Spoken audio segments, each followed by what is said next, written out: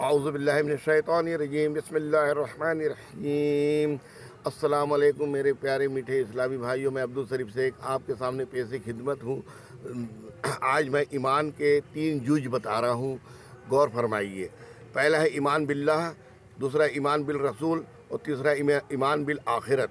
پہلا ایمان باللہ کا مطلب ہے اللہ پر ایمان۔ اللہ کی ذات صرف ایک ہے، اس کے سوا کوئی عبادت اور بندگی کے لائق نہیں۔ نفع اور نقصان کا مالک صرف ایک اللہ ہے۔ نفع اور نقصان پہنچانے میں ساری چیزیں اللہ کی محتاج ہے، اللہ کسی چیز کا محتاج نہیں۔ زمین، آسمان، چاند، ستارے اور ہم سب کا مالک صرف ایک اللہ ہے، اس لیے صرف اسی کی عبادت اور بندگی ہم سب پر لازم ہے۔ میرے پیارے اسلامی بھائیوں، دوسرا ایمان بالرسول۔ اس دنیا میں انسانوں کو سیدھا راستہ اور خدا کی عبادت اور بندگی کا طریقہ بتانے کے لیے تقریباً 1,24,000 پیغمبر اور رسول اللہ کی طرف سے ہر زبان، ہر سماج اور ہر ملک میں آتے رہے، جن میں سے آخری پیغمبر حضرت محمد صلی اللہ علیہ وسلم مکہ شہر میں تشریف لائے۔ آپ نے اللہ کی کتاب قرآن شریف کے ذریعے سے اللہ کی مرضی اور منشا کو سامنے رکھتے ہوئے اللہ کی بندگی اور عبادت کے طریقے انسانوں کو بتائے، جس میں تمام انسانوں کی خیر خواہی اور بھلائی کا راز چھپا ہوا ہے۔ آپ کے طور طریقوں میں 100% کامیابی ہے۔ آپ کے تمام طریقے اللہ کو راضی اور خوش کرنے والے ہیں، جس کے نتیجے میں اللہ تعالیٰ اپنے بندوں سے راضی اور خوش ہو کر جنت میں داخل فرمائیں گا، جہاں وہ ہمیشہ آرام اور سکھ میں ہوں گے۔ من چاہی چیزیں ان کے دستیاب ہوں گی۔ لہٰذا حضور صلی اللہ علیہ وسلم پر ایمان لائے اور آپ کے بتائے ہوئے طریقوں پر عمل کر کے اپنی کامیابی نجات پائے۔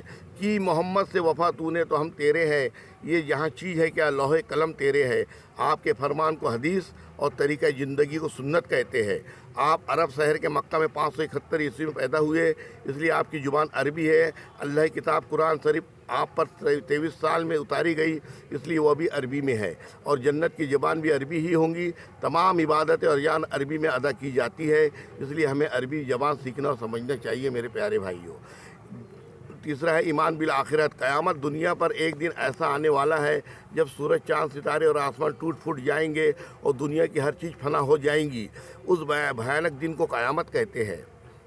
پھر اللہ تعالیٰ دوبارہ تمام انسانوں جانوروں کو زندہ کر کے ان کا حساب و کتاب کریں گے۔ جس کسی پر ذرہ برابر بھی ظلم کیا گیا ہوگا، اسے اس کا بدلہ دلوایا جائے گا، یہاں تک کہ بغیر سینگ کی بکری کو سینگ والی بکری نے زخمی کیا ہوگا تو اس مظلوم کو بھی بدلہ دلوایا جائے گا۔ ہر ایک کو اللہ کے سامنے حساب کے لیے کھڑا ہونا ہے۔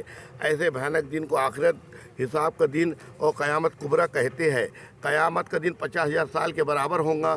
وہاں موت کو دمبی کی شکل میں لا کر ذبح کر دیا جائے گا۔ اب دوبارہ کسی کو موت نہیں آئیں گی۔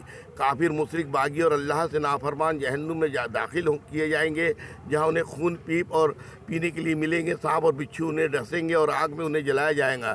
نیک اور صالح جو لوگ صرف ایک اللہ کی عبادت اور بندگی کرنے والوں کو جنت میں داخل کیا جائے گا، جہاں سونے اور چاندی کے محل اور دودھ اور شہد کی نہریں اور خوبصورت حوریں انہیں ملیں گی۔ یہ سب انہیں اللہ کی رضا کے بدلے ملیں گی۔ یہ تمام چیزیں صرف ایمان والوں کو ہی نصیب ہوں گی۔